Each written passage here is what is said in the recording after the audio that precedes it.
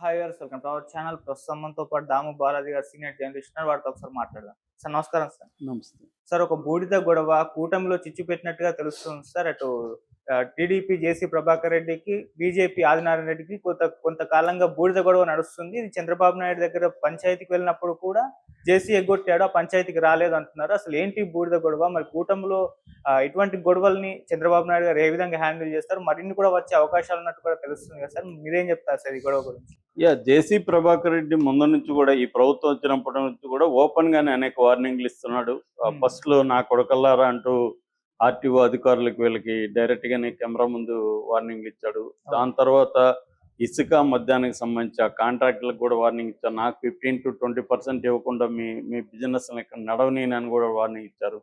అప్పట్లంతా కూడా చంద్రబాబు ఆయన మీద ఎటువంటి చర్యలు తీసుకోలేదు.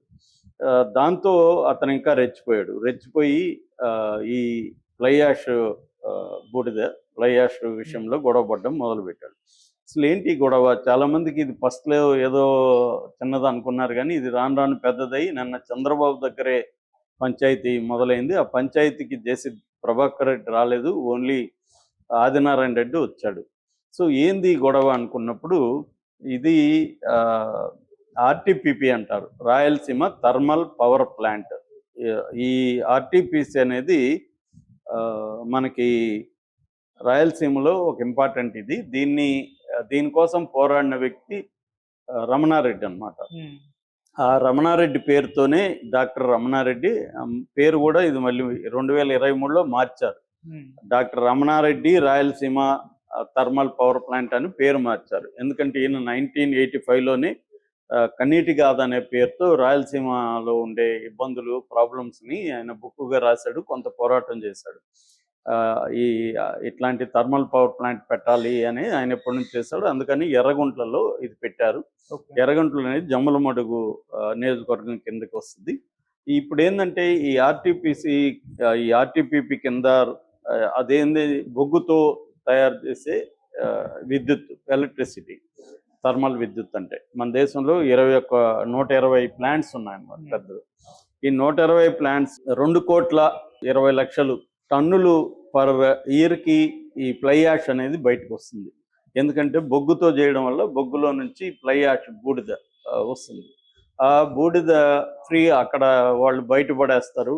దాన్ని తెచ్చుకునే సిమెంట్ ఫ్యాక్టరీలకి వాడతారు ప్రధానంగా. మామూలుగా దాన్ని ఒకటి పోర్ట్లాండ్ సిమెంట్ కాంక్రీట్గా ఉపయోగిస్తారు, పీసీసీ అంటాం కదా, కాంక్రీట్గా ఉపయోగిస్తారు, సిమెంట్ ఫ్యాక్టరీలలో వాడతారు. తర్వాత సాయిల్ అండ్ రోడ్ బేస్ స్టెబిలైజర్గా వాడతారు. తర్వాత ఫ్లోవబుల్ ఫిల్స్ అంటారు, ఫ్లోవబుల్ ఫిల్స్కి వాడతారు. తర్వాత అస్ఫాల్ట్ ఫిల్లర్గా వాడతారు అనమాట. దాదాపు 15 to 30% సిమెంట్ సేవ్ అవుతుంది ఇది కానీ వాడితే. అందువల్ల సిమెంట్ ఫ్యాక్టరీలో దీని డిమాండ్ ఉంది. ఇంకా ఎప్పటి నుంచో ఇదేంటంటే ఇటు జమ్మలమడుగు ఏరియాలో ఉంది కాబట్టి జమ్మలమడుగు ఎమ్మెల్యే మనుషులే కాంట్రాక్టర్లుగా ఉంటారు. అక్కడ ఆ ఫ్లై యాష్ని లోడు చేయడం, కూలీలు అవి మెయింటైన్ చేయడం అంతా వీళ్ళు చేస్తుంటారు. దీన్ని సిమెంట్ ఫ్యాక్టరీలు దగ్గరలో ఉండే తాడిపత్రిలో ఉన్నాయి, మన అల్ట్రాటెక్ సిమెంట్ ఫ్యాక్టరీ లాంటివి ఉన్నాయన్నమాట. వాళ్ళకి అక్కడున్న ఎమ్మెల్యేలు ఇక్కడ నుంచి తీసుకెళ్ళి సప్లై చేస్తుంది. ఇలా ఇద్దరు పంచుకుంటుంటారు. ఏది ఇటు జమ్మలమడుగు ఎమ్మెల్యే, తాడిపత్రి ఎమ్మెల్యే, వీళ్ళిద్దరూ పంచుకోవడం అనేది ఎప్పటి నుంచో ఉంటుంది, సామరస్యంగా వెళ్తున్నది. ఈవెన్ వైసీపీ ఉన్నప్పుడు కూడా అక్కడ తాడిపత్రి ఎమ్మెల్యే పెద్దారెడ్డి, ఇటు జమ్మలమడుగు ఎమ్మెల్యే సుధీర్ రెడ్డి ఇద్దరు ఒక అవగాహనతో జరిగేది. ఈయనకి వాటా ఇచ్చేవాళ్ళు సుధీర్ రెడ్డికి, వాళ్ళు తీసుకెళ్ళి పెద్దారెడ్డి వాళ్ళు అమ్ముకునేవాళ్ళు. ఇప్పుడు ఏమైంది, పెద్దారెడ్డి పోయాడు, సుధీర్ రెడ్డి పోయాడు. పెద్దారెడ్డి బదులు అక్కడ జేసీ ప్రభాకర్ రెడ్డి వచ్చాడు. ఇక్కడేమో ఆనం కాదు, ఆయన ఆదినారాయణ రెడ్డి ఎవరు, బీజేపీలో. ఒకప్పుడు ఆయన వైసీపీ నుంచి తెలుగుదేశంకి వెళ్ళి బీజేపీలోకి వెళ్ళాడు, బీజేపీ నుంచి ఆయన గెలిచాడు. సో ఆదినారాయణ రెడ్డి అక్కడ ఉన్నాడు. తన మనుషులు సంజీవ్ రెడ్డి ఇలాంటి కాంట్రాక్టులు అక్కడ చూసుకుంటాడు. ఇప్పుడు ఏం చేయాలి, మామూలుగా జేసీ ప్రభాకర్ రెడ్డి ఆదినారాయణ రెడ్డితో మాట్లాడుకొని ఆదినారాయణ రెడ్డికి వాటా ఇచ్చి వెళ్ళాలి. ఈ పని జేసీ ప్రభాకర్ రెడ్డి చేయట్లా. వీళ్ళకి ఇంకా బకాయిలు, వీళ్ళ కూలీలకి అది కూడా 80 లక్షల వాళ్ళకి బకాయిలు పెట్టారు, వీళ్ళకి వాటాలు ఇవ్వట్లేదు. దాంతో వీళ్ళకి కాలింది. నువ్వు మా ఏరియాలో వచ్చి ఈ బూడిద మాది లోకల్, ఇక్కడ మా నియోజకవర్గంలో ఉన్నప్పుడు దాని వనరుల మీద మాకు ఆధిపత్యం ఉంటుంది, మా వాళ్ళకి డబ్బులు ఇచ్చి తీసుకెళ్ళాలి, నువ్వు అది చేయకుండా నువ్వు ఎవడు తీసుకెళ్ళడానికని వీళ్ళు అబ్జెక్ట్ చేసి ఆపేయడం మొదలుపెట్టారు.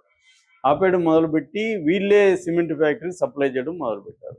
దాంతో జేసీ దివాకర్ రెడ్డికి సహజంగానే ఆయనకి కొంత కోపిస్ట్ కూడా మనిషి, దాంతో కోపం వచ్చింది. కోపం వచ్చి ఎలా ఆపుతారో చూస్తానని డైరెక్ట్గా కడప ఎస్పీకి, అనంతపురం ఎస్పీకి లెటర్లు పెట్టాడు.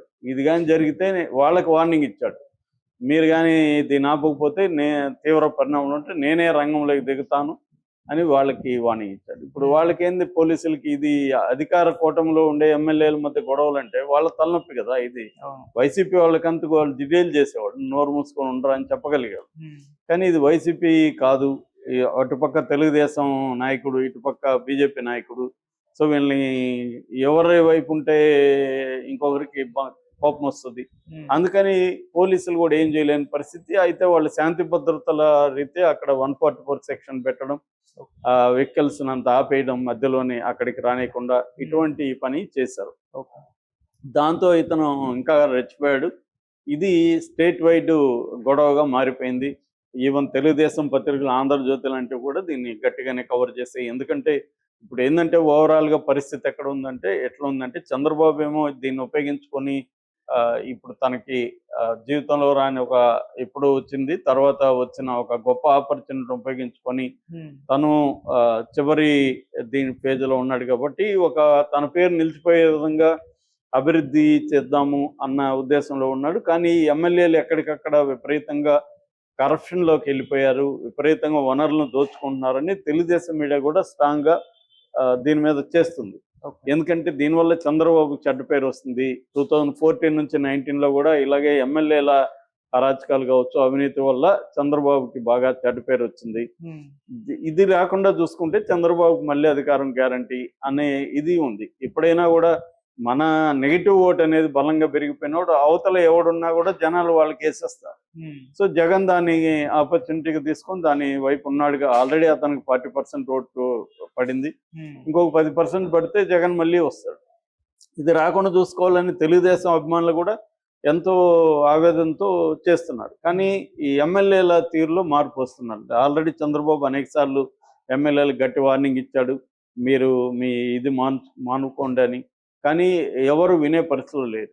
వాళ్ళ వైపు నుంచి ఆలోచించినప్పుడు వాళ్ళు ఏంటంటే, మేము ఎన్నికల్లో ఇంత డబ్బులు ఖర్చు పెట్టాం, మళ్ళీ ఎన్నికల్లో డబ్బులు ఖర్చు పెట్టాలి, ఇప్పుడు జమిల ఎన్నికలు వస్తే మాకు టైం కూడా ఉండదు, కాబట్టి దొరికినట్టుగా దోచుకోవాలనేది వాళ్ళ పద్ధతి ఉంది.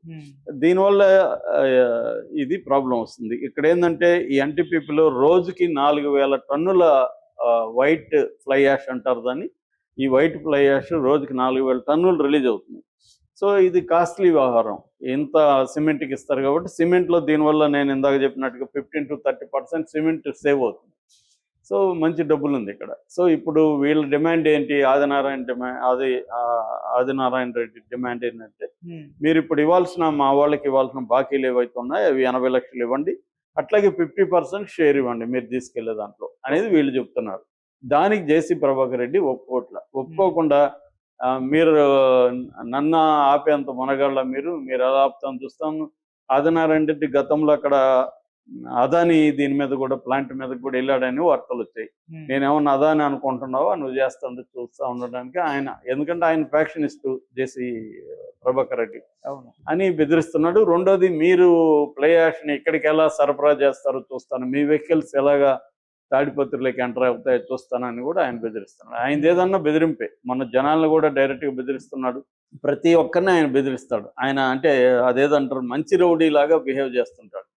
అంటే మీ మంచి కోసమే చెప్తున్నాను కానీ మీరు చేయకపోతే నేను మిమ్మల్ని ఎలా చేస్తానని డైరెక్ట్గా బెదిరించడం. ఆయన ఏంటంటే అదొక సంస్థానం లాగా, ఆయన ఒక రాజులాగా అక్కడ ప్రవర్తిస్తుంది. మామూలుగా ఒకప్పుడు ఫ్యాక్షన్లో ఇలాగే ఉండేది, ఎక్కడికక్కడ సంస్థానం లాగా ఉండే వాళ్ళు. పాలేగారుల కల్చర్ ఉండేది రాయలసీమలో ఒకప్పుడు బ్రిటిష్ వాళ్ళ కాలంలో. ఆ పాలేగారు సంస్థానానికి అతను ఇన్ఛార్జిగా ఉండేవాడు, అతని మాట చెల్లేది. ఇప్పుడు కూడా అదే పద్ధతిలో ఫ్యాక్షనిస్టులు బిహేవ్ చేశారు. దాదాపు ఫ్యాక్షనిజం అనేది దాదాపు తగ్గిపోయినా కూడా ఇప్పటికి కూడా అనేక ఏరియాల్లో ఇలాగ ఉన్నారు. లేటెస్ట్ ఎగ్జాంపుల్ జేసీ ప్రభాకర్ రెడ్డి. మరి దీన్ని సాల్వ్ చేయడానికి చంద్రబాబే రంగంలో దిగాల్సి వచ్చింది. వేరే వాళ్ళు సాల్వ్ చేసే పరిస్థితి లేదు, ఎవరి మాట వినరు వీళ్ళిద్దరు. అందుకని చంద్రబాబు పిలిపిస్తే ఇటు ఆదినారాయణ రెడ్డి, భూపేష్ రెడ్డి వీళ్ళు నిన్న వచ్చారు, కానీ జేసీమంత రాలే, నాకు ఫేవర్ అని చెప్పాడు. సో ఇది ఇప్పుడు మరీ కంటిన్యూ అయ్యేట్టుగా ఉంది. చంద్రబాబు ఏమో నేను అక్కడ అధికారులతో మాట్లాడతాను, నేను సాల్వ్ చేస్తానని ఆదినారాయణ రెడ్డి చెప్పి పంపించాడు. ఆదినారాయణ రెడ్డి బయట వచ్చి ఆయన సైలెంట్గా వెళ్ళాలి కదా, మామూలుగా అయితే ఆయన సైలెంట్గా వెళ్ళాలి. ఆయన మీడియాతో మాట్లాడి అతను జేసీ దివాకర్ రెడ్డి రాలేదు, ఆ లెటర్లో